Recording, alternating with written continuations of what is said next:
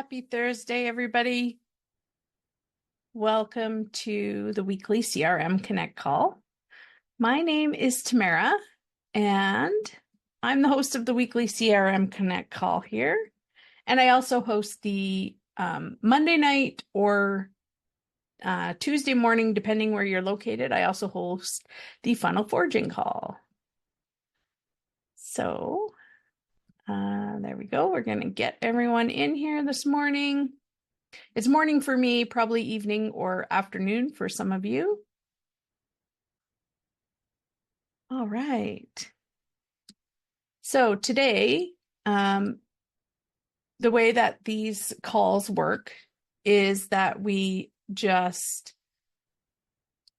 open the floor up to any questions anyone has.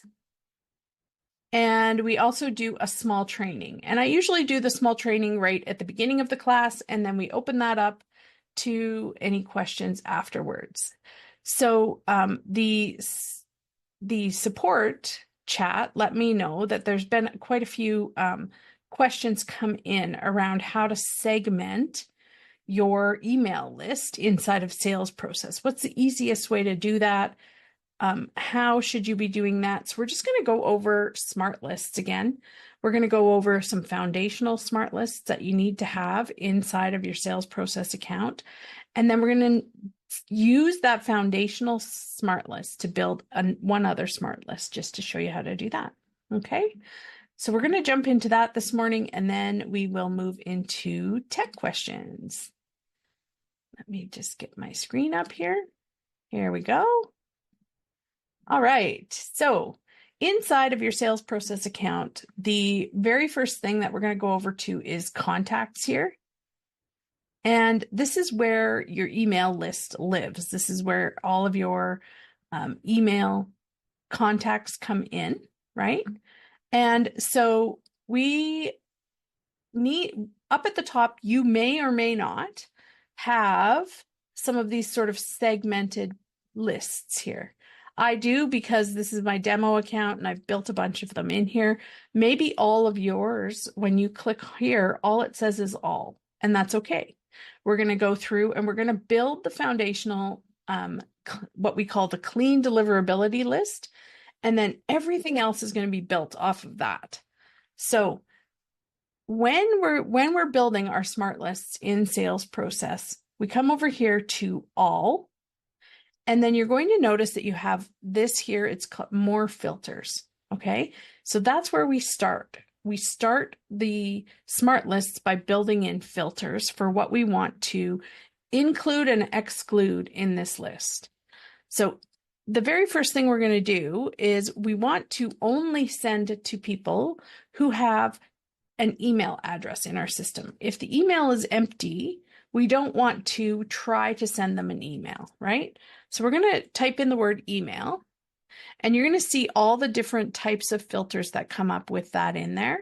But what we want to do is grab this one here, and we want to say the email is not empty. That's the very first filter we're putting in this smart list. So we're going to apply that.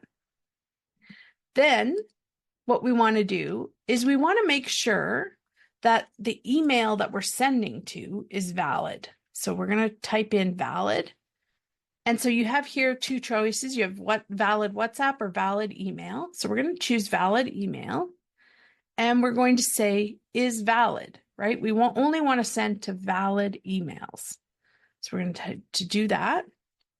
And then the third filter for this clean deliverability list that we're creating is that we don't want them to have their DND, which stands for do not disturb. We don't want that turned on for email, right? We don't want to send somebody an email who has requested to no longer receive email from us.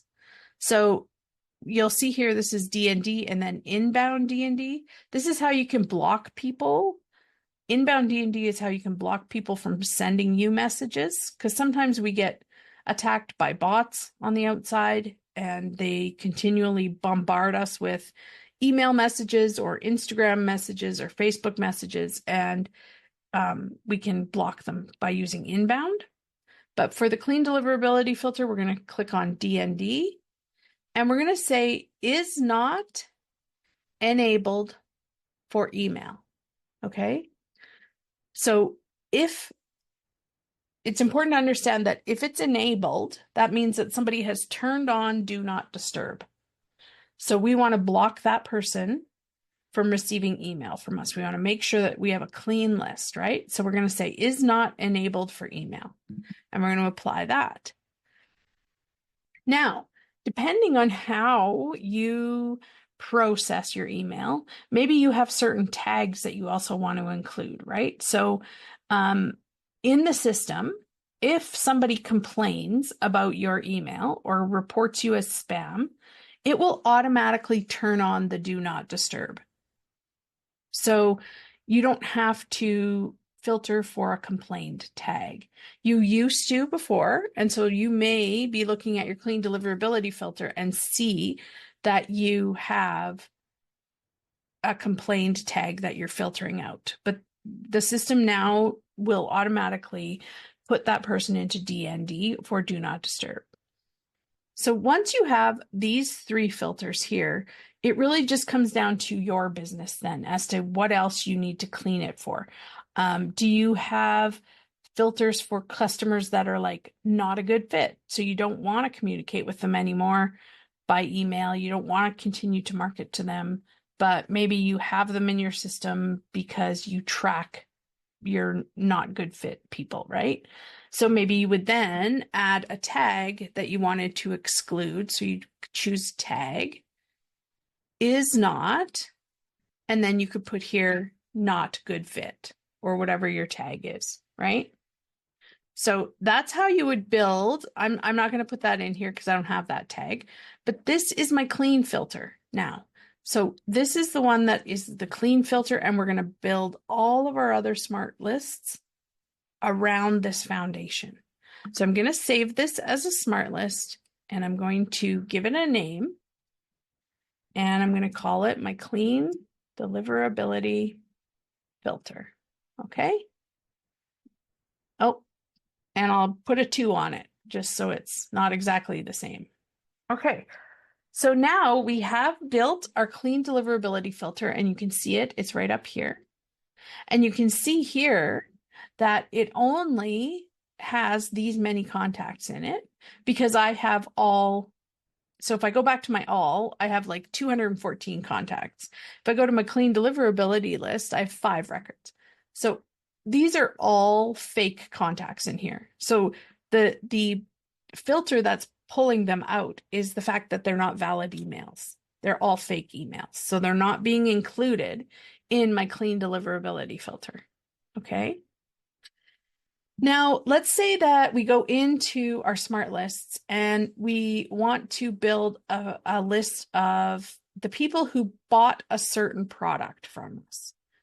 What we do is we go into manage our smart lists. So we go to manage smart lists here, and we start with our clean deliverability filter. So in here, you can grab these and you can order them in any way you want. Okay, that's the first thing I want to show you. The second thing is you can copy your smart lists here. So that's what we're going to do. But I also want to show you, you can share your smart lists. So if you have a team of people, if you create a smart list, you're the only one that can see it. Okay. So what we want to do is we want to be able to, for the rest of the team, to be able to see it. So you can choose to share with, make this a global list to share it with all users, or you can choose anybody on your team to share it with. So you can choose an individual person too. You can just choose to share it with one person.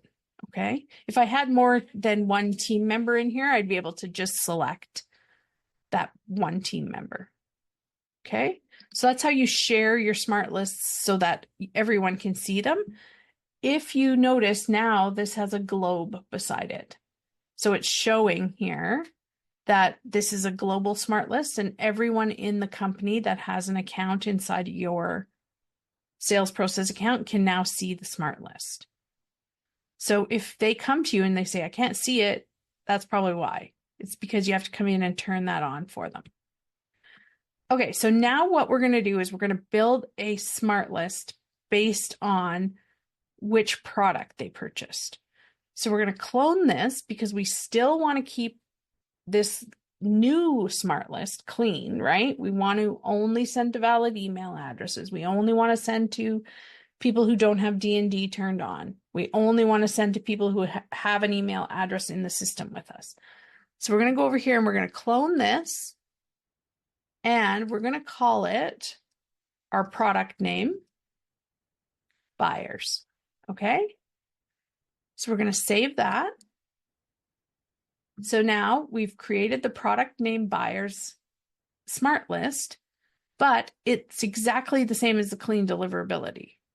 So what we have to do is then go up here to product name buyers, and we're going to go over to the filter, and we're going to add the tag for that product, right? So let's say it's a demo course, okay? So I have here, this is my buyer tag, purchase demo course. So I want anybody who's purchased this course to be also included in this list. So now I've added another filter to it. So I'm going to apply that. And now you see there's 4 filters here. And then I save it. And of course, this is a demo account, doesn't have anybody in here because nobody buys from me. But that's how you create segments of your list. So if you only want to email people who have purchased the product from you, then this is the list that you're going to send to, right? This is who you're going to, this is the smart list you're going to choose when you go to send out your email campaign. Does anybody have any questions about filters or setting up or segmenting your list? Could you please tell me the things involved in the deliverability list, clean deliverability list? Sure, yeah. Let me grab that again, John. So the clean deliverability list has, hold on one sec. It's this one here. The filter has 3 filters on it. So the first one is that you want to make sure its email is not empty. You don't want to try and send an email out to anyone that has an empty email address. What that does, to explain a little bit further, is it protects your sending domain reputation. Because if you are trying to send an email and the email address is empty, that affects your email sending domain reputation. So you want to protect that. Plus, it does still charge you, right? The system still charges you. Even if the email address doesn't exist, it still counts as a send, right? So we don't want to send to anyone who doesn't have an email address with us. The second one is the email valid? So the system checks your email addresses every 90 days to make sure that the address that you have is a valid email address. So we only want to send to valid email addresses. And then the third one is the DND is enabled for email. Or sorry, is not enabled for email. So that means they do not have the do not disturb turned on. Done. Thank you. Yeah, you're welcome. Okay. So, and then you can use that as your foundation to build other smart lists, right? Sometimes maybe you want to know who has unsubscribed from my list, right? So what you can do is you can create a list. You can create a smart list just by clicking on all. You can go over here, grab a filter, and you want to only see the ones your tag is unsubscribed. Okay, I probably have this in here as email event. Yeah, email event unsubscribed. Okay, so I choose that tag, I apply it, and then I would save that as a smart list if I wanted, or I could just click out of here and I could just look at the contacts that had unsubscribed. I don't necessarily have to make a smart list every time. I can just use the filter, and then all I can do is just clear all filters. So I don't have to build a smart list if I just want to check something. If I just want to do a little bit of filtering and see what's up, what's what. I don't always have to create a smart list for everything. So, and there are so many filters, you guys. Like look at how many filters there are. You can even filter by custom fields that you've created and people have filled out. So which choice did they make? So down here, you're going to see like these are all custom fields that we used on a form. And you can even say is not empty, is empty, contains, does not contain. And then you'd have to put in the exact whole word or phrase that was specified that you want to block out, right? So the filters can be really powerful if you need to really get in and segment your list based on certain things. We also have like an engagement score filter. So if you are using the manage scoring feature inside of your sales process where you are giving people points for different actions that they take in your business, you can then create engagement score filters based on really high scores and really low scores. And you can segment your list that way as well. So there's a bunch of filters in here that you can create to help you segment your lists out. Any questions on filters, contact lists, segmenting smart lists, any of that?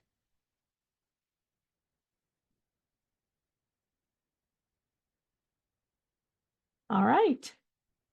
Okay, well, we are going to open up the floor then to any tech questions that anyone has. Let's get you guys unstuck and moving again.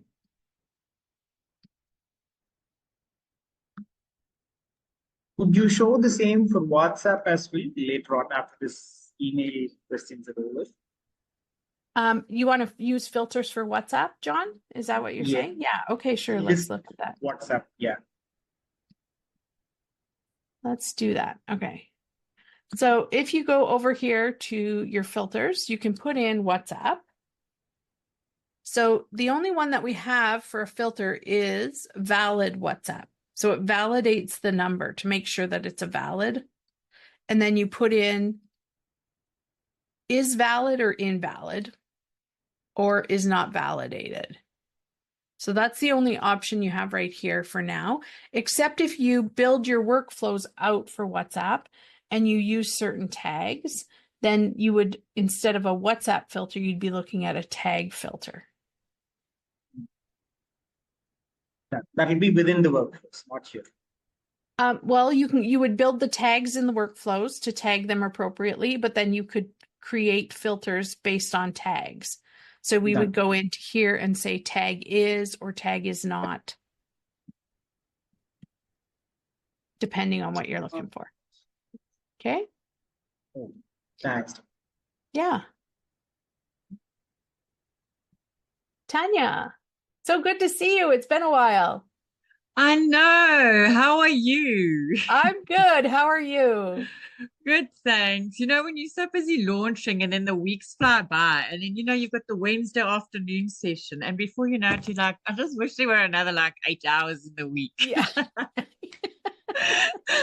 But I was like, I've got a query and I know tomorrow's training. I'm always blown away. That's the thing. And then I found like, okay, just trust the journey. Also, just for that just-in-time learning. Yes. And learning. And then I know I'm like looking at things and I'm like, I bet you guys have already learned all of this now. Now I'm going to go and look through the library. Anyways. Tamara, I wanted to ask you, what all impacts your domain, your sending domain reputation? Like, how is that measured? How does that all work? Yes, it's a great question. So one of the very first things that I always recommend to people is to set up Google Postmaster, which is a free monitoring tool. Now, it will only give you your stats for anybody using a Gmail account. But when you hear that 65% of most lists are all Gmail addresses, it's a really good sort of litmus test to see. And what Google Postmaster does is it tells you what your domain reputation is. And it also tells you your spam rate. So I'm going to stop sharing here. I'm going to go into a client account. And I'm going to share her spam or her Google Postmaster with you, just so you can see what it looks like. Because sometimes we're very visual creatures, right? And it's nice to be able to actually see what's going on. Would I need to have a Gmail account as a business in order to? Yeah, so you would have to have, but you can just use a free one. Like you don't have to have a Google workspace or anything like that. Okay. Yeah, so it's let me just share my screen here one sec. So Google Postmaster is free to use. You can set it up. You'll need to put in a record so that Google can verify that you own the domain. But once you have that set up, let's just have a look here. So I do a lot of monitoring for clients, and you'll notice here that this is one of the ones that's set up in Google Postmaster. So it's showing here, there are drop down here, and there's also a drop down here. So let's go all the way to the farthest back it'll show us is 120 days. So what it's showing here is it's going to show you if there are any spam complaints against your domain. Okay. And how do people do that? How do they complain? How would somebody report it as spam? Would they just clicked it in Gmail or whatever? Yes. Yep. Okay, because it won't be an unsubscribe. Won't be. They would be unsubscribed, but then they would have to additionally click that you're spam. Yeah. Okay. Yeah. And so as of February 1st, 2024, Google and Yahoo have now said, like, your spam rate cannot be higher than 0.03%. So that's something that you want to be monitoring, right? Because so you see and this one is kind of a hard one to show you because she doesn't have any spam reports, but if it did, it would show it's like a graph. It would show you when it spiked and when it didn't. When you have to worry is when it's a consistent amount of time that you are consistently shown as 0.03% spam. So that's the spam rate here. Then the next thing you want to look at is you can click in the down menu, and you want to go down to domain reputation. So we're going to take a look at the domain reputation. Okay. And so for the last 120 days, she's been sitting at a medium domain reputation. And I can tell you why. So before this, she had a high sending domain reputation. But what Google looks at to rank your sending domain is what is your consistency? Are you do you send out email weekly? Are they seeing that email is coming every week on the same day? They rank you on that. If you if people are opening and replying to your emails, if they're opening and clicking your emails, those are all good things. Those are good actions that people are taking when they receive your emails. What this client did was they moved away from email, and they are doing an SMS marketing strategy right now. And they've been doing that for over 120 days. So what we see here is that they went from a high to a medium domain sending reputation because they're not sending out email anymore. So it's dropped. But this is where you can come and get that information. Those are really the only two that I look at. Your IP reputation is not something you have control over. You are assigned an IP in sales, if you're using sales process, that you share with other sales process users. So it's not just your IP. Now, you can have an issue if somebody who is sharing that IP with you is spamming people and the IP gets blacklisted, then sales process would move you to a new IP. They can just transfer you to a new IP. But that doesn't happen very often. If we get a lot of people coming to us and saying, hey, my deliverability went down, then we would look into the IP reputation. But your domain reputation is something you can control, and so is your spam rate. So those are the two things that I look at in Google Postmaster. Then the next thing that I want to remind you to do is, I'll stop sharing here and I'll go back to sales process, is when you are looking, when you're sending your campaigns, I want you to be making sure that you're looking at your stats, okay? So if we go, I'm just going to go into here. I'm going to go here. Okay, I'll share my screen again. Here, inside of marketing, you always want to be sure that you're sending your email as a campaign. Because now when you send out your campaigns, you have in here, you have your campaigns, you have your templates, and now you have an area for statistics. And what this does is it pulls in here, you can set a date here. And you can see it will even track your revenue that you earn from your emails. So if somebody purchases something from your email, it's going to let you know. So you have all of these stats that you should be looking at. What's your open rate on average? Now you can look at it over a period of time, or you can also just look at it from a certain campaign. So if we look at just a certain campaign, we'll look at this one.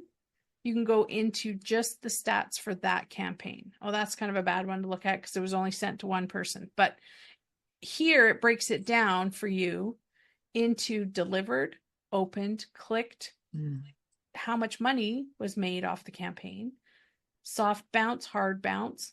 And when you see these things like hard bounce, I want you to dig into those and find out, why did that person hard bounce? Why did that email address bounce?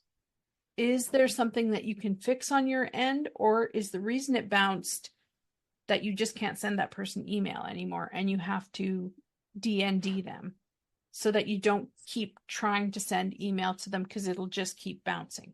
So there's a little bit of maintenance required. Like you have to keep your eye on certain things like hard bounces, your spam, skipped, and any failed. You want to understand why was that email address skipped? Why did that email address fail to send? What happened there? And this is a great job for somebody like your VA or something to be coming in here and collecting these stats, putting them in a spreadsheet for you. And also managing anything that's hard bounced, going in and looking at why did they bounce and making a decision on, do we keep this person on our list? Do we try again to send them an email? Or do we D&D them so we don't hurt our sending reputation? So. And is there a specific way that your sending reputation is measured? I mean, do they look at it like how many thousand emails, and how does that all work? Yeah, so we don't have like the exact algorithm that they use for your sending, because each inbox provider has different filters that they kind of score anything coming into them, they give it a score, right? And so Yahoo has different filters than Gmail, and Gmail has different filters than Hotmail or Microsoft. yeah, Hotmail. Microsoft or something like that. So they're all different. But what we know is that if you have people who are opting in, so you're not buying cold email lists and just blasting email out to people, everybody's opted in to receive communication from you. You send consistently, so you are a consistent sender, whether that means once a week, once a month, but they can really rely on that consistency. People are opening your email, they're clicking, they're buying from your email, they're replying. Those are all good actions that will bump up your sending domain reputation. Things that will decrease it are continually sending to bounced email addresses. That will hurt your domain. Continually sending to like a cold audience, people who have not opted in to hear from you. Getting a high complaint rate or a spam reporting rate, that will hurt your sending reputation. So those are all things that you want to avoid. Okay, super. It's good to know because I've been chatting to some clients and then moving them over. One of the questions has been, we've got an existing email list, but we don't know the quality of the contact list. So it's actually quite interesting that we're having this today to clear it up. And this process of the clean deliverable list. Yes. Yeah. Clean deliverability. Would you recommend that we then follow that for every time we send out an email or create a campaign or? Yes. Yes. Okay. Absolutely. And depending on the size of your list, you should always be batch sending. So what that means is you're sending out in little batches every 5 minutes or so, because what that does is it helps improve your deliverability, because any inboxes receiving those messages they're not being hit with a blast of like 3,000 messages at once. They're getting 250 at once, right? So and it might not be to every single email, not every email you send to has the same inbox provider, but a lot of them are the same, right? You have a lot of people who have a Yahoo address or a Gmail address.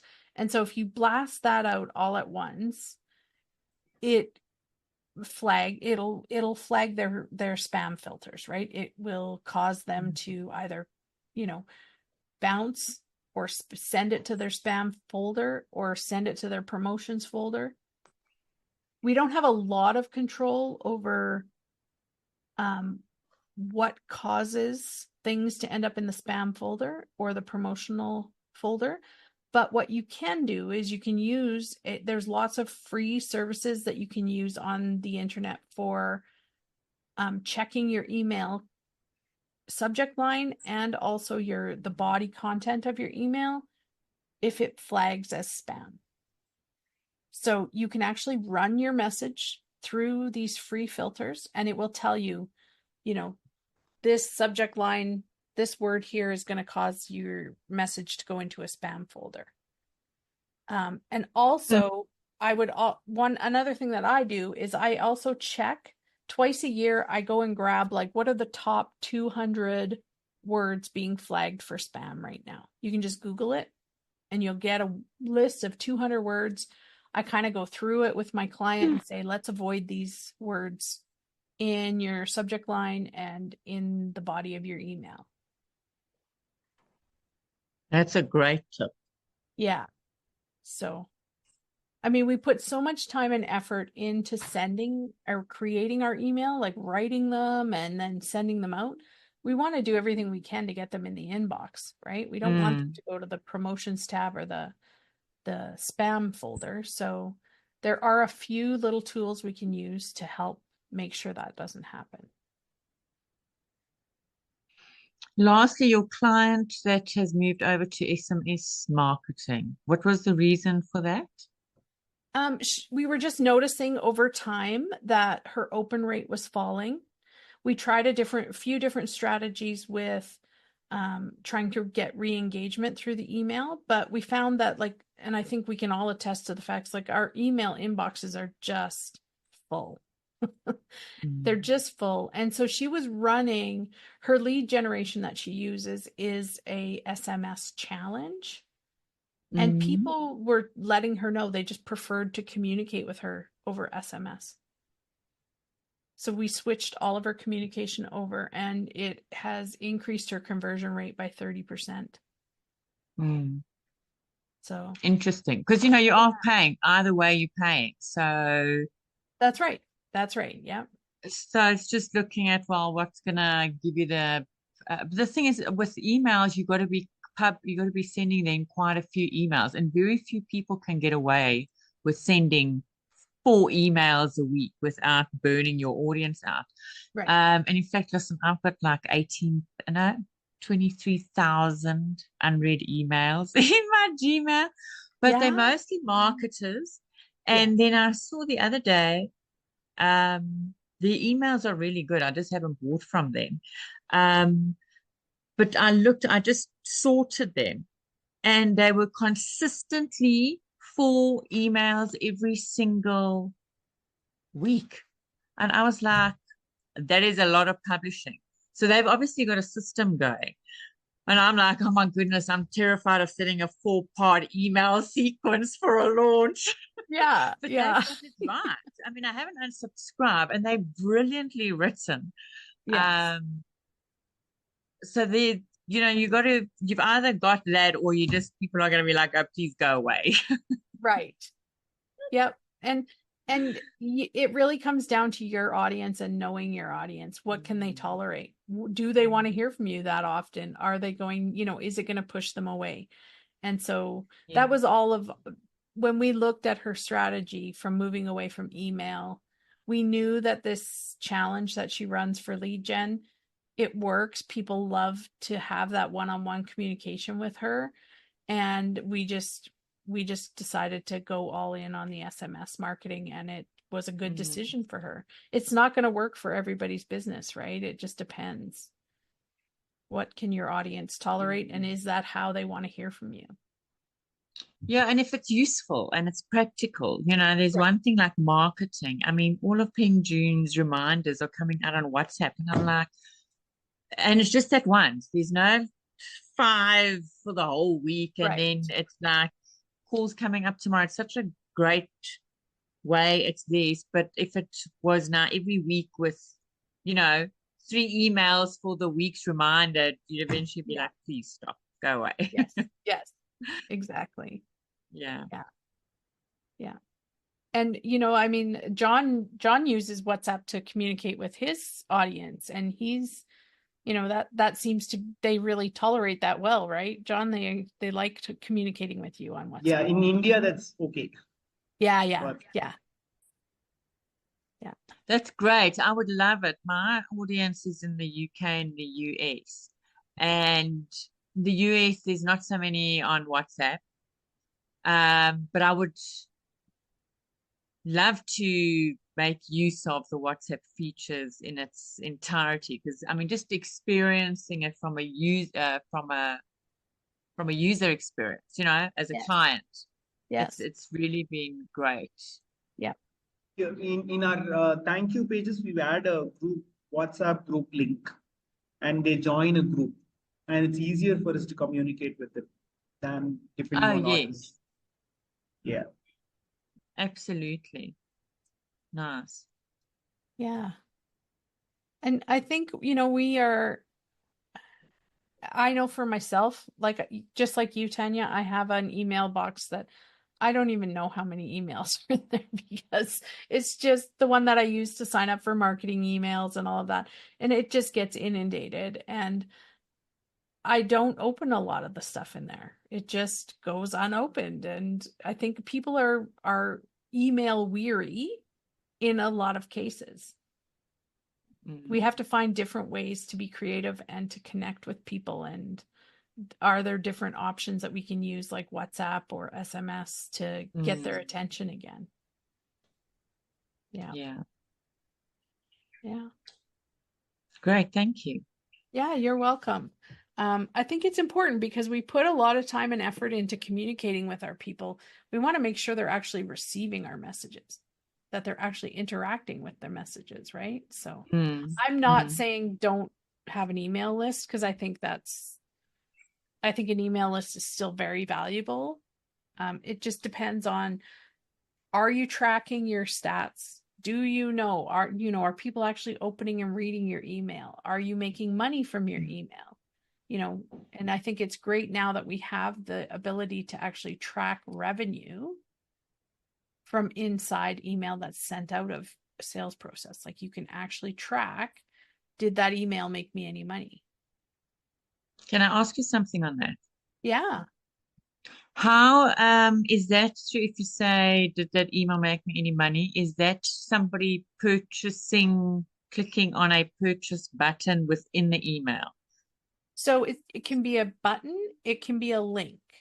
So if you have a link to your sales funnel and it results in a sale,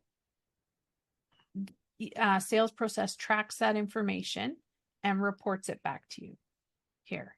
Okay, fantastic. Yeah. Yeah. So now can I ask you something on a workflow tomorrow? Yeah. Sorry, go ahead. You can finish that up.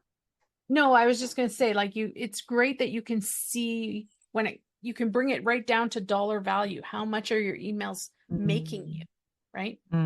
So that's, you can bring it down to actually brass tacks here for sure. And what are the averages that taking for people to see your emails to purchase? I mean, the data around this is like amazing. Yeah. Yeah. And again, it's going to be different for everyone, right? It's going to be different for every person. It depends on what you're selling, what you're launching at that time. Do you have new people you're selling to? Is it a cold list, a hot list, a warm list? It really just depends, but it's nice to be able to segment your list, target that list for a product they need, send them communication about it, and then watch. Are they buying? Is the messaging right? Is the offer right? Like, you can start to draw a lot more straight lines back to your offer and see if you've got it right with your messaging and everything else that you're sending out. So. Can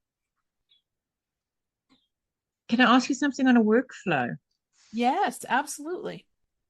So let's say we now create a list, and I'm going to mess it up. My clean deliverable list. Yeah, clean deliverability. Yeah, for sure. A deliverability list. And I now send them an email. Yes. And it's basically just a re-engagement email, right? Then from the second email onwards, we then start promoting the offer, which is to go to the sales page. In the sales page, the button is to book a call, right? If they book a call, let's say on email 2, let's say 2, because I don't want to make a sequence too long. But then I looked at this and I'm like, maybe I should make it longer. But it will run over almost like a week and a half with the waits in between. So I'm not going to be sending them every single day, to not bombard them. Is there in the workflow then is there some way to end the workflow once they have booked that call, so that let's say they don't get emails 3 and 4? What would that look like? So inside, what do I click there? Yeah. I wouldn't put it in your email sequence workflow. What I would do is I would put that in the calendar booked appointment workflow. So what I would do, I'll show you. I'll show you here. So inside of automations, what I would do is you're going to have your calendar workflows, right? So we're going to create a workflow and they're going to book a call. So your email sequence has invited them to book a call and they do book a call. So our trigger is going to be appointment. And I like to use appointment status. And then a status that I like to use is confirmed. And I make sure that all of my calendars automatically confirm the appointment. And then I can tell the system which calendar it's in. So if it's your personal booking calendar, whichever one it is. So that would be my trigger. So I'd save that. And then the first thing I would do is remove them from the workflow that is your sequence, like your nurture sequence or your book a call sequence. So that's how you can pull them out so they don't get those extra emails. Oh, Does that wow. make sense? Yes. So then you remove from workflow and then you have to tell it which workflow to remove it from. So then Okay. tell it which workflow to remove them from. So that would be your book a call nurture sequence or whatever, whatever you call it. So that Because I don't want to means, get them to email 4 and then they're like, spam. right. Yeah.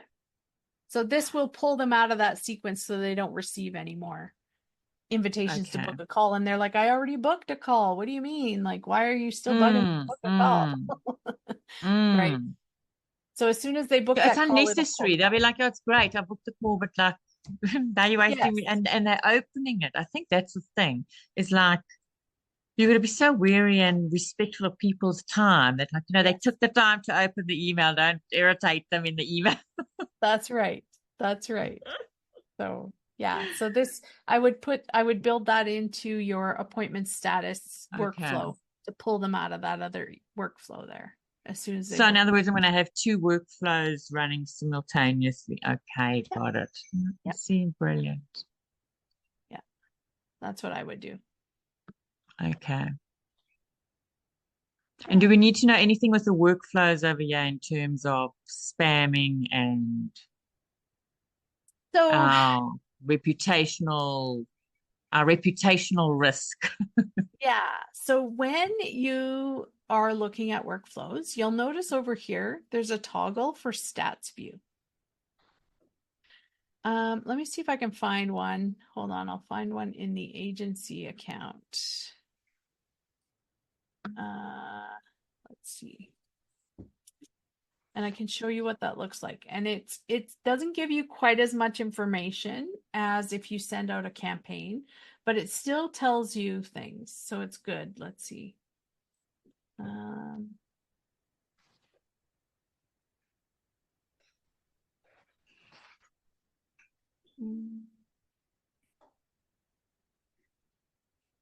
Okay, if we look at this one here.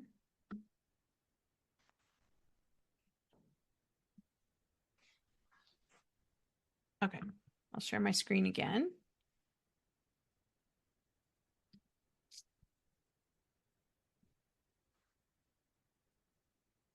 So what I did was I opened up a workflow and we'll see here that this is an order form submission. So it's a purchase workflow.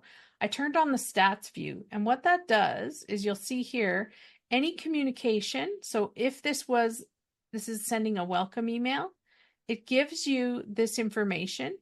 You can click on this, and for some reason you always have to refresh it, but it will give you, like, you're delivered. It will tell you who it was delivered to.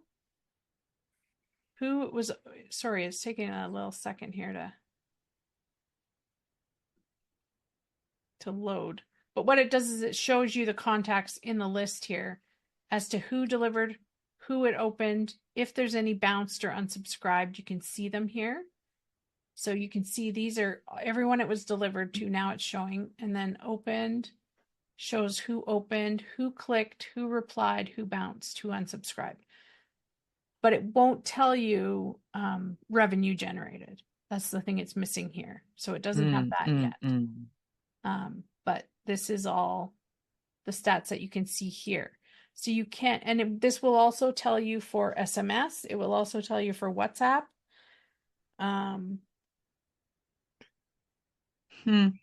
I think that's it. It's just those ones, but you can toggle that on and or off to see what your open rate is for like an email like this. So they all the emails we send must go through campaigns. They don't have to.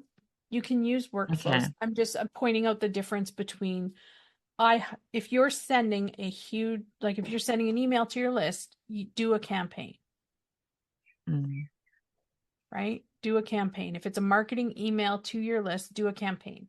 Yeah. You can still use workflows. It's just different tracking. Like it's different stats at the moment. Okay. That's all. But campaigns would be better, right?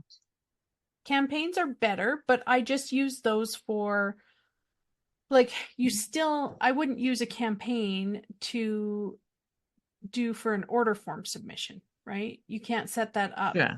You can't, schedule that or create a trigger in a campaign. It has to be done in a workflow. Okay. Okay, got you. Yeah. Thank you. Yeah, you're welcome. Thanks, John. I hope you found him. I hope you found my million questions useful. I'm getting so much clarity with your questions.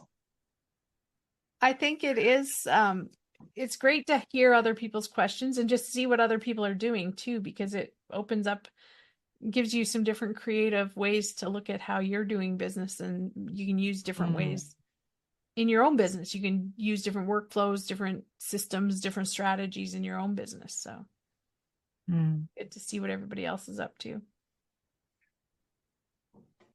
Thank you. Catching up on the conversation that we had before. Yes. I would like to activate emails. Okay. The lead connector. Okay. So how do we go about it? So I'm going to go into the back end here, and I will turn on your lead connector emails. I'll have to add to the wallet. And yeah, you can set your wallet up, and I'll show you how to do that. I'm just going to bring up your account here. Story influence. Okay.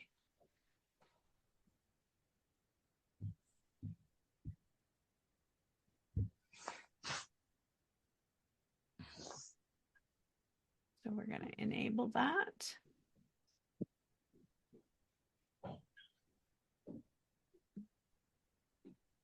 And so, John, your email cost is going to be 0.00105 per email.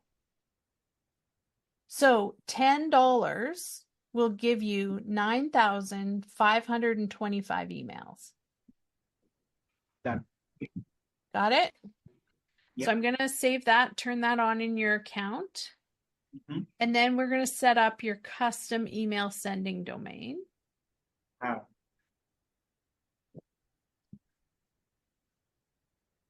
Okay.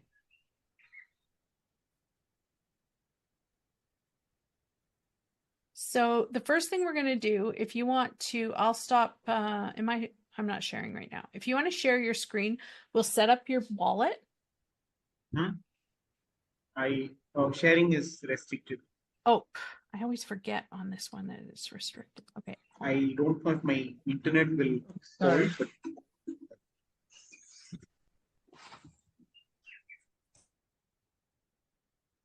if it doesn't hold, that's okay. I'll just show you where you can set it up. I'm sharing right now. Okay.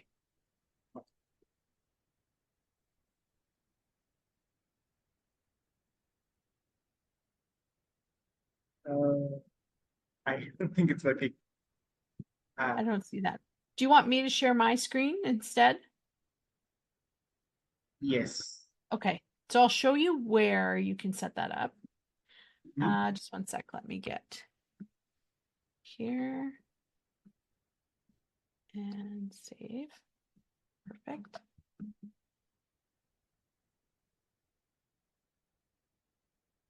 Okay, so we're gonna go over, I'm gonna share my screen. I'll just show you where you can go to set it up.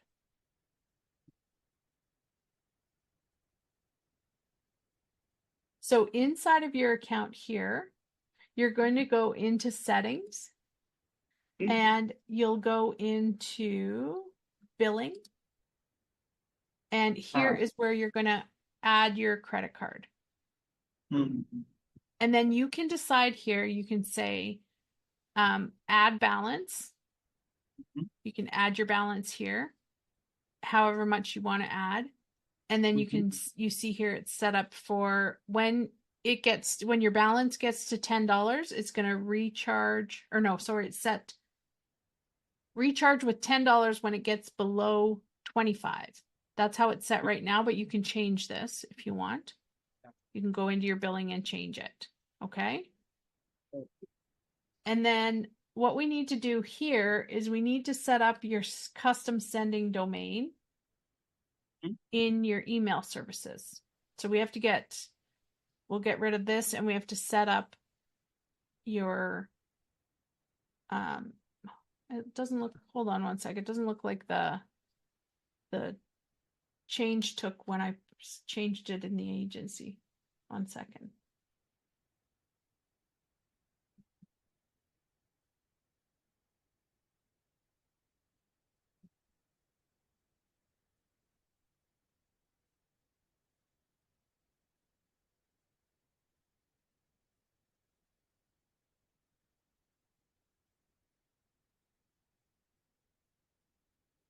Oh no, that is saved. Okay.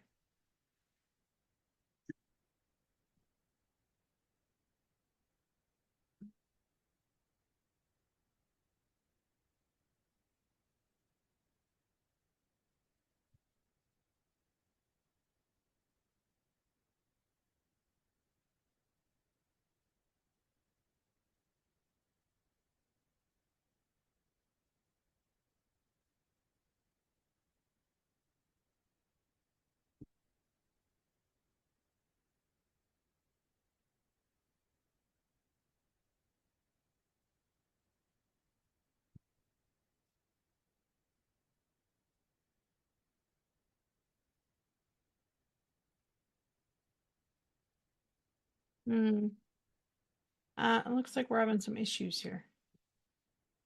It's not allowing the save to go through.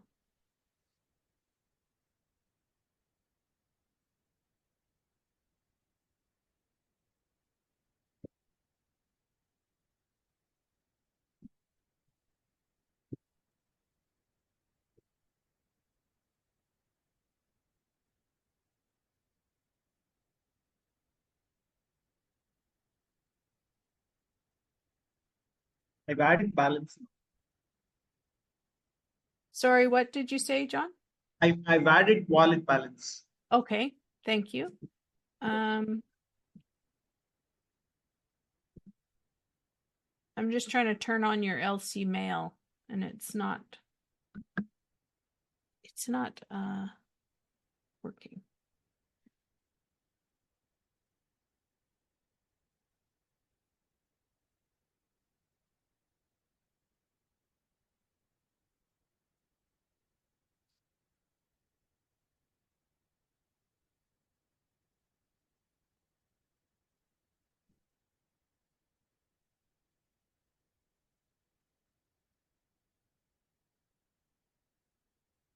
Right at this moment, John, it's not letting me switch your account to LC mail.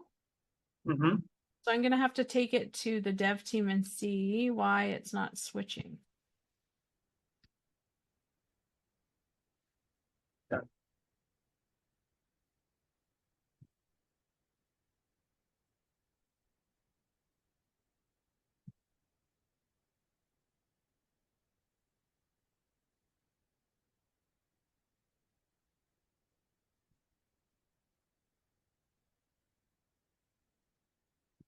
my side it says you do not having a dedicated sending. Oh no, that's just the message.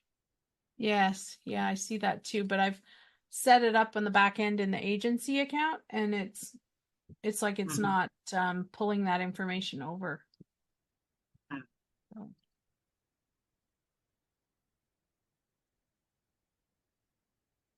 Let me try one more time. It says something about email rebilling. Is that what you're also getting? Yeah, that's what I was getting too, but I have it set up already. So it's like I've turned it on and I see that it's turned on in the agency, like in the back end of the agency, but I can't pull it through to your sub account. Mm-hmm.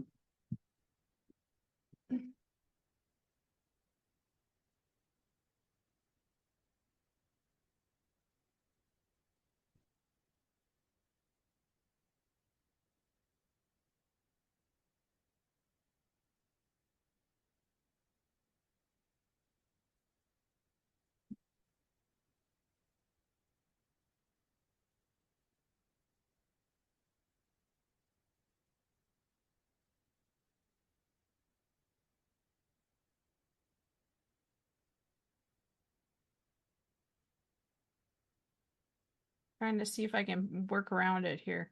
Just one sec. There we go. Hold on. Did that work? I shouldn't get so excited too quickly here.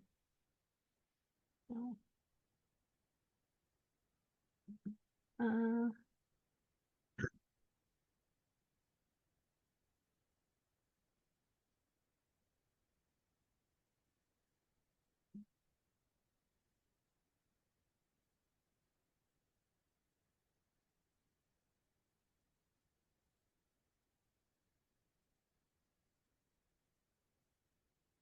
I'm going to try one more thing, and then I'm going to have to see if I can.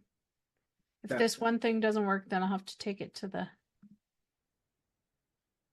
the big guys.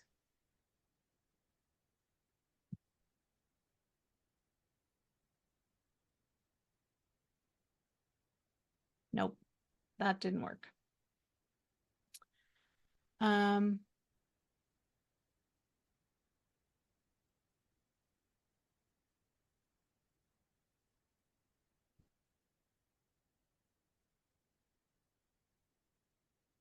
Oh, okay. Now I think we got it.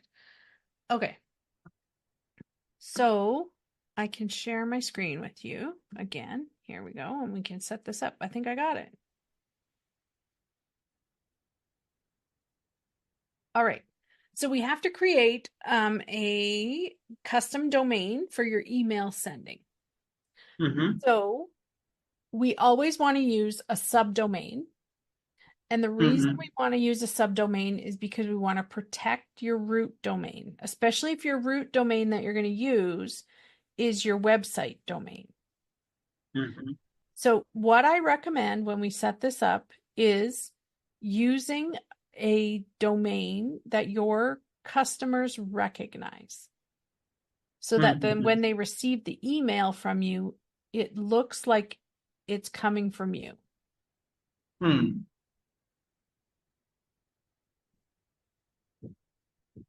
Right now, the domain that I have is my own name. Okay.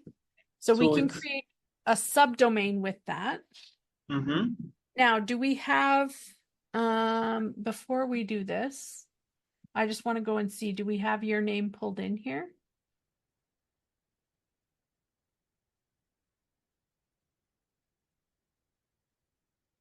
So we don't have your root domain. We just have the one with www. And where do you purchase your domains? Are they with GoDaddy? Yes, GoDaddy. Okay. So, how's your internet? Is it, because I would need you to, I'm going to need you to, you're good? Okay. I'll get you to,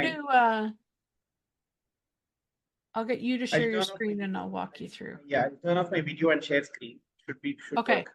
Perfect. Then we'll walk through setting that up. Yeah.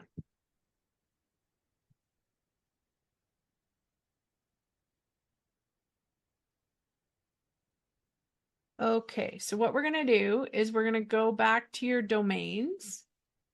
So scroll down, yep, till you see domains. There we go.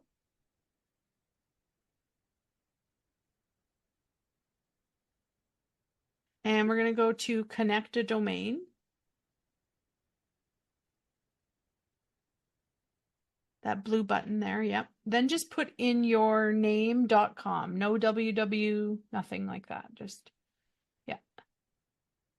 Okay. Yeah. And then continue. And then click continue again. That's already pulled in, right? Yes, yes. Yeah, it's okay. Yeah. So just click continue.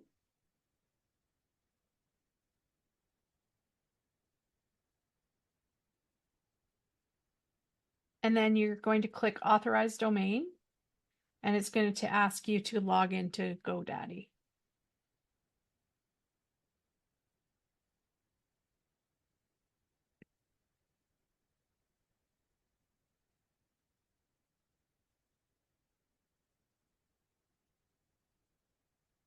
And then we're going to click connect.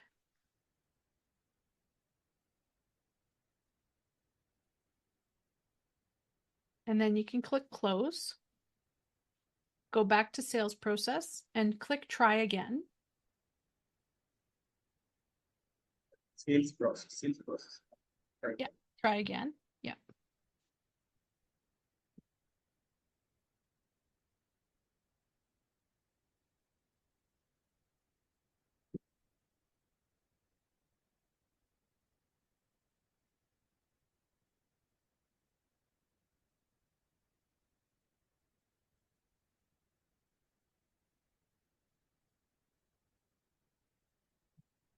Awesome.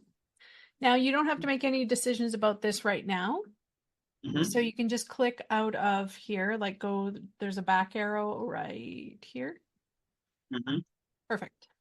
Now we're going to go to email services, just to the left of my pink arrow.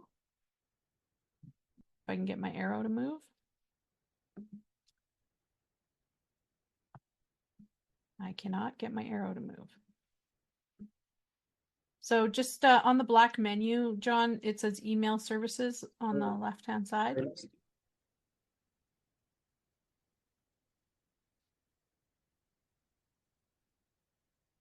Go to email services. Email services? Yes. Okay. There we go.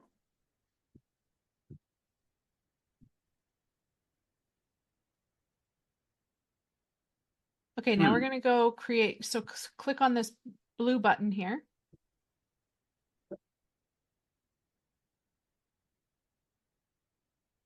And we're going to put in your subdomain. So you can decide what you want that first word to be. It can be reply. It can be mail. My client portal says tac.johnpradeepjail.com. Can I use the same here? Or reply email could be fine. Yeah. So this is going to be just for email. So it has to be different. So we'll put mail.john. Yeah. .com. And then click add and verify. And this is just going to take a second here.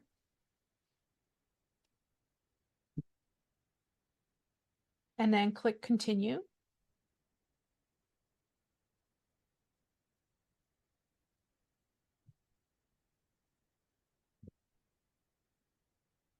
And authorize.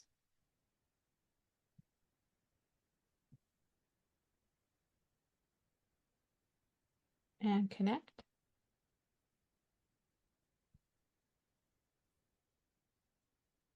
Close. And then go back to the sales process screen.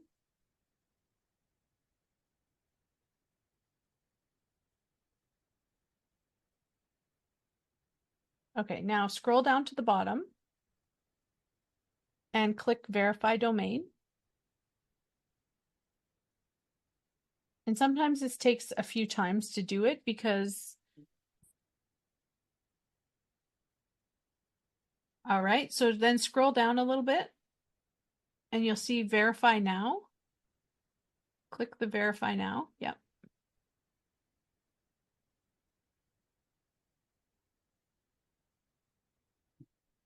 Scroll down. Okay, so this one we're going to have to put in manually. So what we want to do is we want to go over to GoDaddy and go to your DNS panel. So go into GoDaddy and we'll open up your DNS panel for that domain.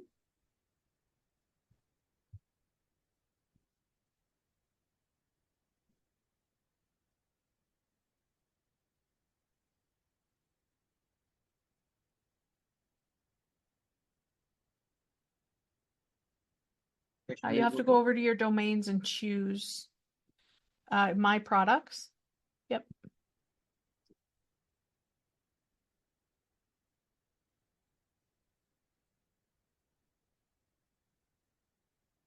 Manage, right?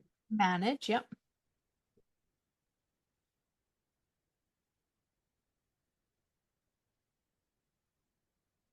Click on DNS. It's right beside manage. Oh, that's okay. You can click on the left-hand side. It says DNS, just a... Yep, there we go. And we're going to add a record. So we're going to add a new record. And you're going to add a text record, so TXT. And then you're going to type in underscore DMARC, D-M-A-R-C. Yes. And then dot mail. Okay. Perfect. And then you're going to, let me just grab 1 second. Let me Shall I go check? Sorry? Should I go back to sales process and check? Yeah, can you go back to sales process and grab the This one? Yes, copy that and go back and put that in there. Perfect. Then click save. TTL, not to worry. Yeah, that's okay. Yeah. And then continue and verify. It's going to send you a code, probably. Yeah.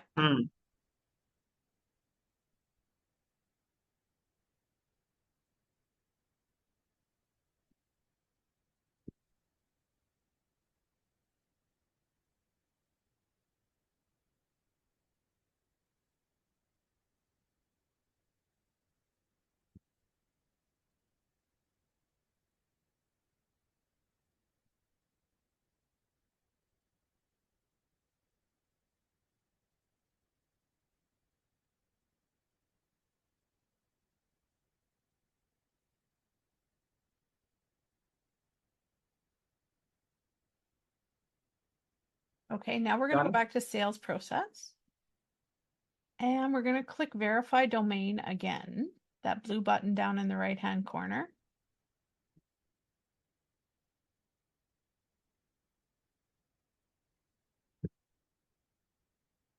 And there we go. Now what we're going to do is we're going to click on those 3 dots right beside the pink arrow.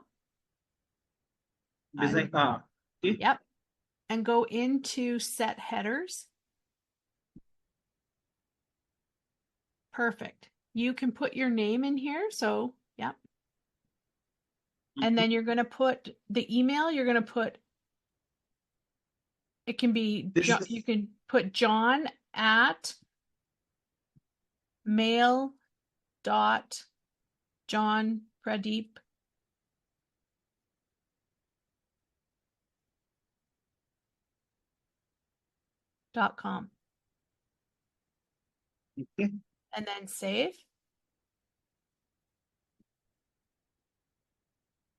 You're all set. Awesome. Thank you. So Yeah. this means when they reply, what inbox is this going to come to? So now what I want you to do is copy that email address right there. Copy that. Okay. And then I want you to go scroll up on the black menu over on the side, the left side. Go to business profile. Yep.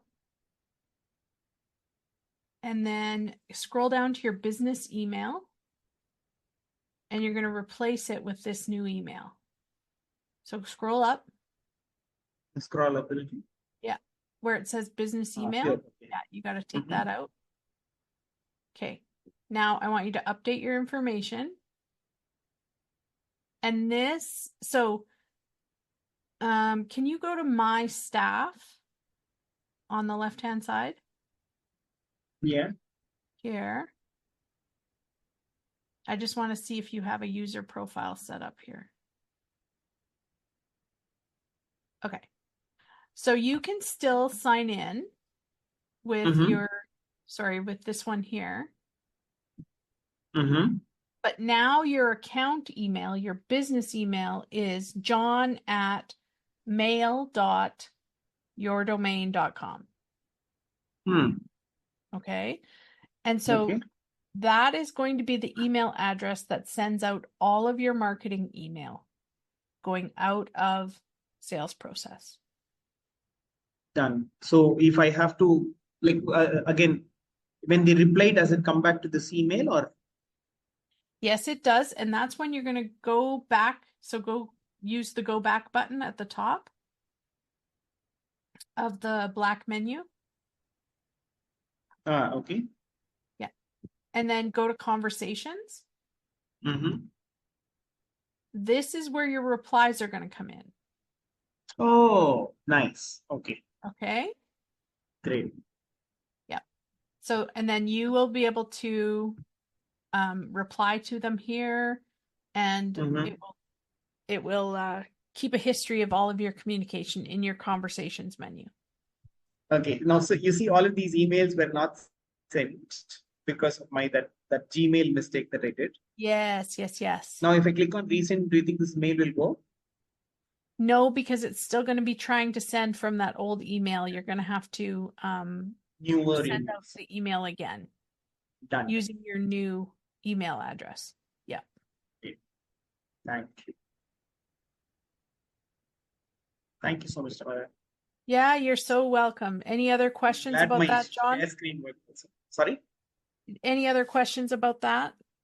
Can I go ahead and send a campaign and check if it all works? You sure can. Yeah. But remember, this is a brand new domain. So it does not have a reputation yet. So you need to warm it up. So how big's your list? 1,500. Okay. So I would send an email today to like 20 people. And then tomorrow I would send an email to another 20. And you want to be watching your stats. Are they bouncing? Are the emails bouncing? Are they replying to your email? You need to take some time and warm that domain up. And I would do that probably for about 2 weeks. And then you can start sending out bigger batches. Okay. Yeah. Awesome. Yeah. Okay. Thank you. Yeah, you're welcome. I'm glad we were able to get that set up today because I know you now that you have that, you'll be good to go. So just take your time warming that up, and then you'll be able to send lots of emails. So Good morning, Tamara. Hey, John. How are you guys doing? good. Nice. We're actually just wrapping up here. We are about 20 minutes over. So Really? Oh my gosh. yeah. All right. But I am back again on Tuesday. So On Tuesday? yeah. All right, no problem. Okay. All right. Yeah, I've been trying to get trying to get you, but apparently your time changed because usually I jump in at 9 p.m. So it's like that time has changed for you. Oh. Yeah, because No, you we haven't had a time change. didn't you used to do a 9 p.m. for Monday? What time zone are you in? I'm Eastern, New York. Oh, okay. Monday So is Thursday alone is 1 hour earlier. Monday evening and Friday evenings are 9 p.m. What was the time you say? Thursday is 1 hour earlier. Oh, did you guys go? I know we don't do daylight savings time change till November. No, this is the schedule itself is like that. Oh, the For me, schedule's like that. Okay. yeah, it's For you. 6:30 Okay. p.m. on Monday and Friday. Thursday is 5:30 p.m. Okay. So it's wrong on the page then. Yeah, it might have been. Ah, Oh, so when are you next on? I'm on Tuesday. Well, for you it will be Monday night, and Okay. that will be at 9 p.m. I'm thinking. 7. 9. 9 Tuesday at p.m. 9. Tuesday Yep. at 9. Okay. Yep. All right. So yeah, I'll try to be on for that. Okay. Thanks so much. Yeah, sounds good. All right. Thanks so much, everybody. It was great to see you, Tanya. It's been too long, Oh, girl. thank you. Oh, wait, it was awesome. Thanks, guys. All right. We'll talk to you guys again soon. Take Bye-bye. care. Bye.